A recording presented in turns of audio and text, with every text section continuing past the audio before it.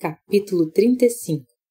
O pequeno retrato ao lado do meu estava manchado, envelhecido, mas ainda assim fui capaz de reconhecer aquele rosto. Claro que reconheceria a menina que fora minha vizinha a vida toda. O que eu não compreendia era como ele poderia estar ali, ao lado do meu. Sim, a mãe dela deixara claro mais de uma vez seu desejo de unir a filha à família Clark, mas nunca, em momento algum, sequer cogitei a hipótese de que Valentina pudesse vir a ser minha esposa. Por Deus, ela era apenas 2 anos mais velha que minha irmã. Não passava de uma menina. E Deus me livre de ter que aturar a senhora Albuquerque mais do que exigia a boa educação em jantares e bailes. Não havia dúvida, porém, de que os objetos naquela casa pertenceram à minha família. E, inferno, eu não queria aquele futuro. Queria Sofia. Senhora Valentina Albuquerque Clark. Sofia arfou. Os joelhos dela fraquejaram e eu a segurei pela cintura, prendendo-a a meu corpo. Eu não entendo, murmurei. Você e ela, você e Valentina, vocês dois. Sofia engasgou, levando a mão ao peito. Eu preciso... Então se desprendeu de mim e saiu correndo antes que eu pudesse detê-la. Desceu as escadas tão depressa que quase derrubou Alanis, que voltava com o copo de água. Sofia! Pulei os degraus de 2 em 2. O que aconteceu? Alanis perguntou quando passei por ela. Quisera eu entender. Sofia correu como se sua vida dependesse disso, mas teve dificuldade para encontrar a saída. Acabou entrando em um cômodo escuro onde finalmente consegui detê-la. Me solta, Ian. Ela lutou comigo, tentando se desvencilhar, mas eu era mais alto e mais forte e não foi difícil prendê-la pela cintura. Não posso, Sofia. Sinto que, se eu a soltar agora, jamais voltarei a vê-la. Eu não quero que você me abrace. Me solta! Ela voltou a me empurrar, mas eu a segurei com mais força. Percebendo que não conseguiria fugir, ela cerrou os punhos e começou a socar meu peito. Muitas e muitas vezes, até que um som agudo, um gemido de dor, de alguém em profunda agonia, escapou de sua garganta. Ela escondeu o rosto entre as mãos. Aquilo me acertou na boca do estômago como um murro. Não, Sofia. Eu a mantive tão perto entre os braços que pude sentir suas costelas protestarem. Ela, porém, não reclamou. Por favor, não chore. Passando os braços em meu pescoço, ela afundou o rosto ali, soluçando alto. Sem saber o que dizer para acalmá-la, fiz a coisa mais idiota e extraordinária de toda a minha vida. Eu a beijei. Precisava daquilo, embora soubesse que não devia. Meu corpo e meu cérebro já não estavam em sintonia. A razão e o coração seguiam caminhos distintos. Mas eu tinha de assegurar a ela e a mim mesmo que nada do que vimos dentro daquela casa era possível, pois só havia uma pessoa para mim, Sofia. Desde que a encontrara, desorientada e ferida, em minhas terras, eu tentava imaginar como seria tê-la em meus braços, como seria seu gosto, sentir seu perfume assim de tão perto, mas nada que eu pudesse ter fantasiado chegou próximo da realidade, daquela deliciosa e arrebatadora realidade. Dizer que eu a beijava seria um eufemismo. Eu a devorava e estava pronto para ser rechaçado, ouvir uma reprimenda e ter de conviver com seu desprezo. Eu esperava até um tabefe muito merecido pela ousadia. Em vez disso, Sofia retribuiu o beijo, e sua boca se encaixou na minha como deveria ser, perfeita, macia, quente e aflita, como se sua alma estivesse embutida em cada movimento de seus lábios. Fui dominado por todo tipo de sensação e emoção, amplificadas pelo sabor único da boca de Sofia. Então eu a beijei como se ela fosse minha. Um beijo possessivo, intenso e, Deus do céu, naquele instante ela era minha, pois se entregara sem resistência alguma, como se havia muito esperasse por aquele momento. Naquele instante, perguntei-me como pude viver sem ela por tanto tempo. Minhas mãos vagaram por sua silhueta, como se conhecessem cada curva, cada segredo. Ela gemeu em minha boca e a urgência endureceu meus sentidos, entre outras coisas. Eu estava perto de perder a cabeça, Deus, tão perto, que precisei de muita força de vontade para afastá-la, pois não confiava em mim mesmo. Mas doía muito não beijar Sofia. Você me beijou? Ela sussurrou sem fôlego. Você me beijou.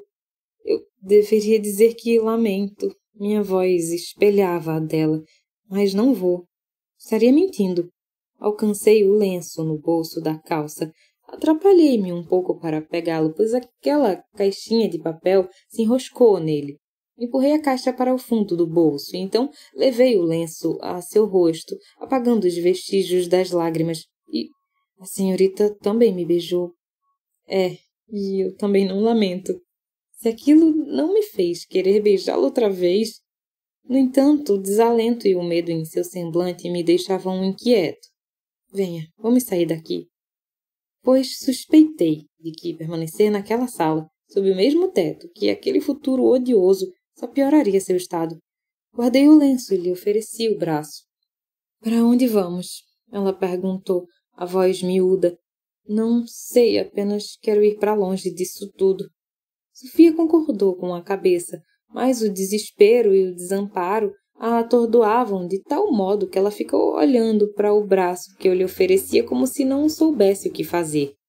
Peguei sua mão gentilmente e a coloquei na dobra de meu cotovelo. Então a ajudei a encontrar a saída e nos apressamos em direção à calçada. No entanto, Alanis surgiu sob o batente da porta de entrada. — Ei, aonde você vai? — berrou. — Não te mostrei tudo, Ian. — Agradeço por ter nos mostrado as instalações do conservatório, senhorita, mas temos de ir agora. Fiz uma mesura apressada, empurrando Sofia em direção ao portão. — Tudo bem, mas não se esquece. Me segue no Instagram. Encarei Sofia enquanto apertava o passo. Por que ela fica me dizendo essas coisas? Isso é ela flertando com você. Ela ergueu os ombros. Sacudi a cabeça. Esse lugar é estranho, de fato. Flerta-se cutucando e perseguindo as pessoas? Posso te perguntar uma coisa? Ela mordeu o lábio inferior. Já estávamos na rua a esta altura. Pousei a mão sobre a dela na dobra de meu cotovelo. O que quiser, senhorita. Você não sacou mesmo que a Alane estava te azarando? Azarando? Flertando, paquerando, dando em cima, te dando mole. Não até ela me tocar, me perdoe. Por quê? Você não fez nada errado, só foi você mesmo, o cara gentil de sempre. Nunca imaginei que isso um dia me poria em apuros. Balancei a cabeça. Não sei se por causa do beijo que despertou em mim algo primitivo, ou se pelo fato de seu corpo estar muito próximo do meu, mas quando chegamos à rua eu estava bem ciente dos trajes reveladores que Sofia usava. No entanto, ninguém parecia se impressionar.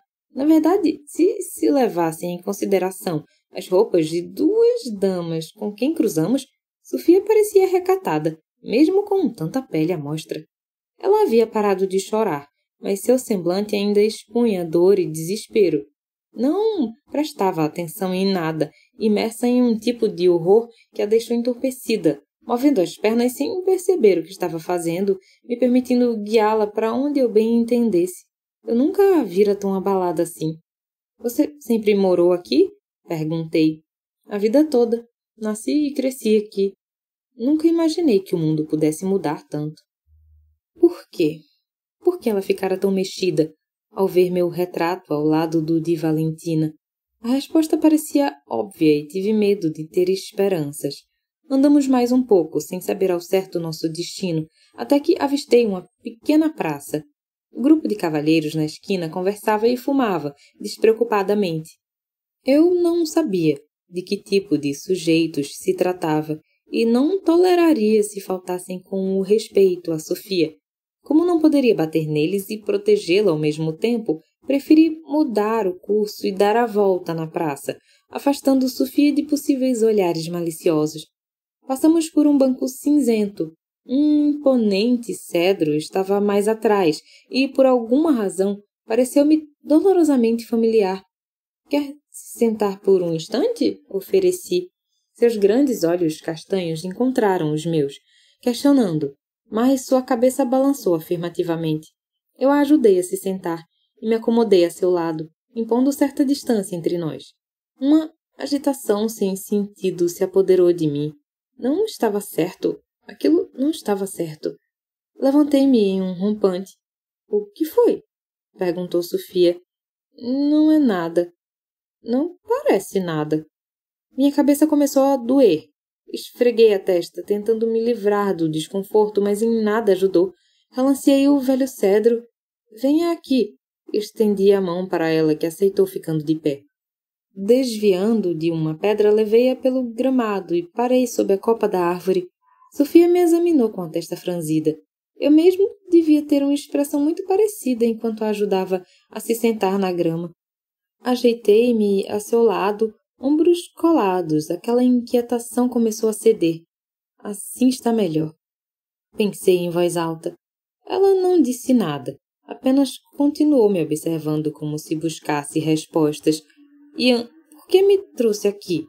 Ela perguntou em voz baixa. Eu não sei, senhorita. A decepção tingiu suas faces pálidas e ela estremeceu de leve. Levei a mão à gola do casaco na intenção de oferecê-lo a ela para que se aquecesse, apenas para lembrar que não havia casaco algum. Mas, prossegui, pareceu-me apropriado, como se aqui fosse adequado para nós dois, embora não faça nenhum sentido. Ela ergueu a cabeça. Nossos rostos ficaram tão próximos um do outro que, se eu respirasse mais profundamente, meus lábios roçariam os dela. Faz sentido para mim, Ian. Seu olhar estava preso ao meu, e não pude, e não quis, me desvencilhar dele. Você nem faz ideia de quanto. Ainda me fitando, Sofia chegou mais perto, até a lateral de seu corpo se colar totalmente ao meu, e deitou a cabeça em meu peito. Eu a abracei sem hesitar, e não resisti a deixar a cabeça pender sobre a dela, enfiando o nariz em seus cabelos. Ela tinha o perfume da primavera.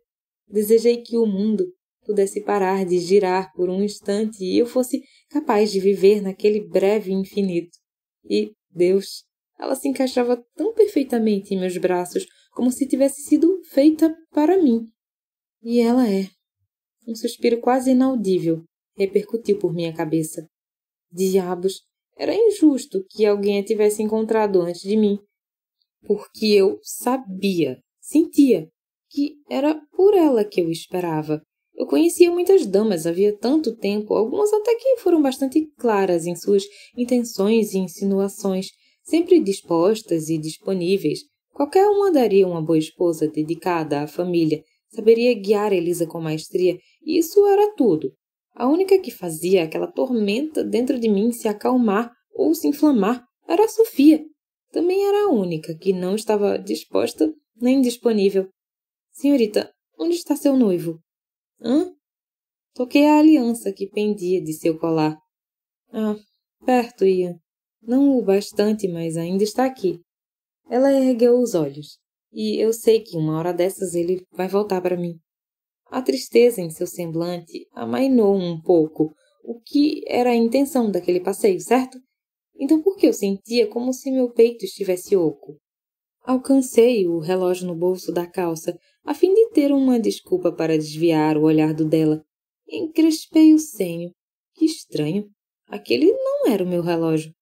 Era muito bonito, de linhas elegantes e prata polida, com um bonito entalhe do símbolo do infinito no exterior. Virando-o nas mãos, abri a parte traseira na esperança de encontrar algo que indicasse como ele viera parar em meu bolso. E acabei encontrando. Havia uma inscrição, uma jura de amor junto às minhas iniciais e na assinatura as iniciais de Sofia. Por que ela tinha me dado aquilo? Não sabia que um presente como aquele selava um compromisso quase indissolúvel? Como podia ter dado aquele relógio estando comprometida com outro? A menos que observei meus dedos em torno do relógio, uma fina linha pálida marcava meu dedo anular. A menos que o idiota ausente não estivesse exatamente ausente. Obrigada, Ian. Por quê? Seria possível? Aquela aliança que pendia em seu pescoço era minha? Por lutar por mim. Sofia se aconchegou mais em meu peito. Como se eu pudesse não lutar por ela, pensei. Eu teria mais sorte se tentasse fazer crescer pelos nos dentes usando a força da mente. Acariciei seus cabelos enquanto me perguntava por que ela mentia sobre nós. Isso me fez pensar em tudo o que tinha visto naquela mansão, sobretudo no que se referia a mim, A única maneira de me fazer desposar a Valentina seria forçando-me a isso. Posso lhe fazer mais uma pergunta, senhorita? Indaguei. É claro. Você pareceu muito segura em relação ao futuro de minha irmã. Estou aqui me perguntando o motivo disso. Ela se remexeu, endireitando as costas para poder ver meu rosto. Isso não é uma pergunta, falou por fim. Por que não quer me contar? Ela inspirou fundo, recostando-se no tronco da árvore, o olhar perdido à sua frente. Porque eu não quero te confundir ainda mais. Receio que não existam meios de eu ficar mais confuso do que estou agora. Ah, existem sim, Ian. Pode acreditar que existem. Experimente. Não me imagino que eu vá me sentir pior do que já estou me sentindo. Ela encontrou uma linha na blusa e começou a puxá-la. Tudo bem. Você se lembra de quando eu apareci na sua vida? Tudo o que eu queria era voltar para casa. E cá estamos. Assenti uma vez. De alguma maneira. Ela negou com a cabeça. Não, Ian. Essa não é a primeira vez que eu volto. Ela abanou a linha e levou a mão ao bolso daquela saia ridiculamente minúscula. De lá retirou um retângulo prateado e voltou a brincar com a linha. Aconteceu poucos dias depois do baile na sua casa. O maldito baile. Elisa não falava em outra coisa. Ela estava ansiosa pela data, que aparentemente já se fora havia muito tempo. E esse artefato? É uma máquina do tempo. Foi por causa dela que eu voltei para cá. A ironia é que eu consegui voltar quando já não queria mais. Por que não? Não pude evitar perguntar. Por sua causa. Ela manteve os olhos no fiapo, que agora estava esganando seu dedo. Então, eu tentei de todo jeito retornar para você. Isso aqui já não era para mim. Ergueu os ombros. E em uma das muitas ideias malucas que eu tive, visitei a sua casa, aqui, neste tempo. Falei com um descendente de Elisa e ele me contou as histórias da família, o que tinha acontecido com você, com ela. É por isso que eu sei que o que vimos naquela mansão está errado. Tudo. Ela assentiu. Não pude deixar de sentir alívio. O que eu não entendo é o que vimos agora há pouco, Ian. Não bate com o que eu soube da outra vez. Muito menos com o que já vivemos. Está diferente. Diferente como? Quando eu falei com o Jonas, o tataraneto da Elisa, ele me contou sobre a paixão dela e do Lucas, como eles foram felizes. Também me disse que você ficou tão arrasado com a minha partida que não conseguia... Não pôde... Ela sacudiu a cabeça, baixando o olhar. Eu não gosto de lembrar. Pelo buraco que se abriu em meu peito ao imaginar que nunca mais haveria, deduzi como aquela história acabaria. Acho que entendo. Por isso estou tão confusa. Ela soltou um pesado suspiro. O que nós vimos na mansão é completamente diferente. A Elisa casou com o Thomas, você com a Valentina. Por quê? O que mudou? Não acredito que algo possa ter mudado a maneira como me sinto em relação a você. Porque depois de tê-la conhecido, minha vida nunca mais foi a mesma. Jamais seria, e eu queria que continuasse assim. O único jeito de aquilo que vimos na sala da mansão se tornar uma possibilidade seria se eu nunca a tivesse conhecido. Se eu nunca tivesse posto os olhos em... Não. Por favor, isso não. Mas só podia ser. A simplicidade de tudo chegava a ser complexa. Meu Deus, não. Balbuciei, lutando por ar. O que foi? Perguntou Sofia. Eu a encarei, o tremor sacudindo meus ossos dentro da carne. Era essa a razão de meus lapsos de memória, não era? Eu jamais poderia me lembrar daquilo que não tinha vivido. Não conseguia me lembrar do último ano e meio porque Sofia era grande parte dele. Meu destino estava se alterando, pois o passado não era mais como eu o deixara antes de viajar no tempo atrás de Elisa. Por alguma razão, ele estava sendo reescrito, e Sofia já não fazia parte dele.